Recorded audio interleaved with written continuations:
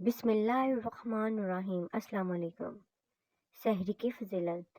محبوب رب العالمین صلی اللہ علیہ وآلہ وسلم ارشاد فرماتے ہیں، تسحروا فإن السحور برکۃ۔ سحری کیا کرو کیونکہ سحری کے کھانے میں برکت ہے۔ سحری کا انمول تحفہ، لا الہ الا اللہ الحی القیوم القائم علی کل نفس بما کسبت۔ جو شخص اس دعا کو سحری کے وقت 7 مرتبہ پڑھے گا تو اس کو ہر ستارے کے بدلے 1000 نیکیاں ملیں گی اور اس کے 1000 گناہ معاف کر دیے جائیں گے اور اس کے اتنے ہی درجے بلند ہوں گے۔ روزے کا بدلہ۔ رسول اللہ صلی اللہ علیہ وآلہ وسلم نے فرمایا کہ اللہ تعالیٰ فرماتے ہیں، انسان کا ہر عمل اس کی ذات کے لیے ہے سوائے روزے کے کہ وہ خاص میرے لیے ہے، میں ہی اس کا بدلہ دوں گا۔ زندگی سے تھکے ہارے رمضان میں اس عمل کو ضرور کریں۔ زندگی میں کیسے ہی پریشانی، مشکل، بیماری، ٹینشن، اینگزائٹی ہو، رمضان مبارک میں سارا دن حلیم کریم عوف کریم کثرت سے پڑھیں۔ انشاءاللہ اس کے پڑھنے سے ہر قسم کی بیماری، گھریلو الجھنیں ایسے دور ہوں گی کہ آپ خود حیران ہو جائیں گے۔ رمضان مبارک میں 4 چیزوں کی کثرت کا حکم ہے۔ اول کلمہ استغفار، جنت کی طلب اور جہنم سے پناہ۔ یہ 4 چیزیں مندرجہ ذیل تسبیح میں موجود ہیں۔ لا الہ الا اللہ، استغفر اللہ، اسألک الجنۃ واعوذ بک من النار۔ اے میرے کریم رب، اس رمضان مبارک کے مہینے میں میری عبادات قبول فرما۔ اے اللہ میری توبہ قبول فرما، میری مشکلات کو دور کر دے، میری جائز حاجات پوری کر دے۔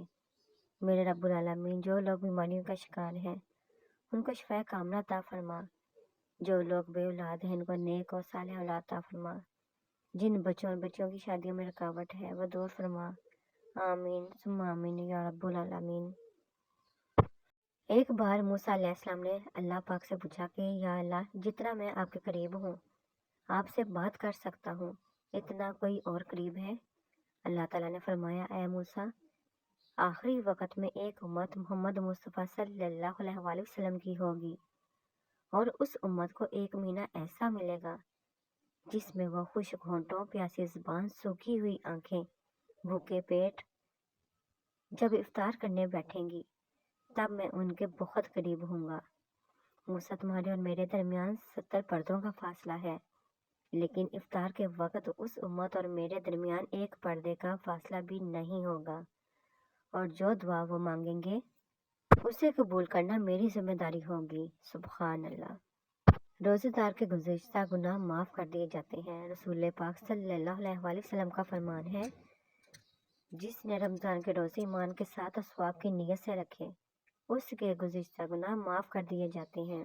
اس برکت والے مہینے کے صدقے اللہ تعالیٰ آپ سب کی پریشانیاں دور کرے اور آپ سب کی زندگیاں خوشیوں سے بھر دے، آمین ثم آمین۔ رمضان مبارک۔ رسول پاک صلی اللہ علیہ وآلہ وسلم نے فرمایا، تم میں سے جب کوئی اذان فجر سنے اور برتن اس کے ہاتھ میں ہو تو اسے رکھے نہیں بلکہ اپنی ضرورت پوری کر لے۔ اے اللہ پاک، ہمیں رمضان مبارک کے لیے سلامت رکھ اور رمضان مبارک کو ہمارے لیے رحمت بنا، آمین۔ یا اللہ پاک، جتنی بھی خواتین سحری افطاری کی مشقتیں برداشت کر کے تیرے بندوں کو روزہ رکھوا رہی ہیں، سب کو جنت کی شہزادیاں بنا دے، آمین یا رب العالمین۔ رمضان مبارک میں 4 کاموں کی کثرت۔ حضرت سلمان فارسی رضی اللہ تعالیٰ عنہ روایت کرتے ہیں، شبان کی آخری تاریخ کو رسول پاک صلی اللہ علیہ وآلہ وسلم نے ہمیں ایک خطبہ دیا اور اس میں فرمایا، اس رمضان مبارک کے مہینے میں 4 چیزوں کی کثرت رکھا کرو، جن میں 2 چیزیں ایسی ہیں جن کے ذریعے تم اپنے رب کو راضی کر سکتے ہو، اور 2 چیزیں ایسی ہیں جن سے تم کبھی بے نیاز نہیں ہو سکتے۔ وہ کلمہ طیبہ، استغفار کی کثرت ہے، اور دوسری 2 چیزیں یہ ہیں کہ جنت کا سوال کرو اور دوزخ سے پناہ مانگو۔ اللہ تعالیٰ توبہ کرنے والوں سے محبت کرتا ہے۔ گناہوں کا جو فاصلہ انسان اور اس کے رب کے درمیان ہوتا ہے وہ توبہ کرنے سے ختم ہو جاتا ہے، نیک کاموں کی طرف رغبت بڑھتی ہے جو رمضان کی دیگر عبادات میں معین ثابت ہوگی۔ سابقہ زندگی کے تمام لفظوں کے بعد سچی توبہ کریں، دل کو گناہوں اور برے خیالات سے پاک کریں تاکہ آپ گناہوں سے پاک ہو کر رمضان مبارک کا استقبال کریں۔ انشاءاللہ۔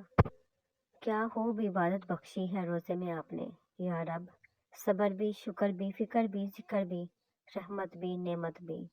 زندگی کو رمضان جیسا بنا لو، موت عید جیسی ہوگی۔ رمضان المبارک۔ دعا ہے کہ یہ مقدس مہینہ پوری دنیا میں امن لائے، آمین یا رب العالمین۔ بے زبان کو جب وہ زبان دیتا ہے، پڑھنے کو پھر وہ قرآن دیتا ہے، بخشنے پہ آئے جب وہ امت کے گناہوں کو، تحفے میں گنہگاروں کو رمضان دیتا ہے۔ روزہ سخت نہیں ہوتا اور ہو ہی نہیں سکتا سخت۔ اللہ کی محبت میں ہم اتنا صبر تو کر ہی سکتے ہیں۔ غیب سے کچھ انتظام کر دے، رمضان میں مدینے کا مہمان کر دے، آمین۔ روزے داروں کے لیے سنت یہ ہے کہ دن کے وقت زیادہ دیر نہ سوئے بلکہ جاگتا رہے، تاکہ بھوک و ضعف یعنی کمزوری کا اثر محسوس ہو۔ اگرچہ افضل کم سونا ہی ہے، پھر بھی اگر ضروری عبادت کے علاوہ کوئی شخص سویا رہے تو گنہگار نہ ہوگا۔ پہلے اشرے کی دعا، رب غفیر وارحم وانت خیر الراحمین، اے میرے رب مجھے بخش دے اور مجھ پر رحم فرما، اور تو ہی سب رحم کرنے والوں سے بڑھ کر رحم کرنے والا ہے۔ بے شک مجھ سے کسی نے کہا حسن کی مثال دو، میں نے قلم اٹھا کر محمد صلی اللہ علیہ وآلہ وسلم لکھ دیا۔ مانگ لو گڑ گڑا کر خدا سے ابھی مغفرت سستی ہے، کہتے ہیں رمضان میں رب کی رحمت برستی ہے۔ میری پیاری یوٹیوب فیملی، آپ سب کو میری طرف سے رمضان مبارک۔ دعا میں یاد رکھیے گا۔ ملتے ہیں نیکسٹ ویڈیو میں، تب تک کے لیے اللہ حافظ۔ خوش رہیں، آباد رہیں۔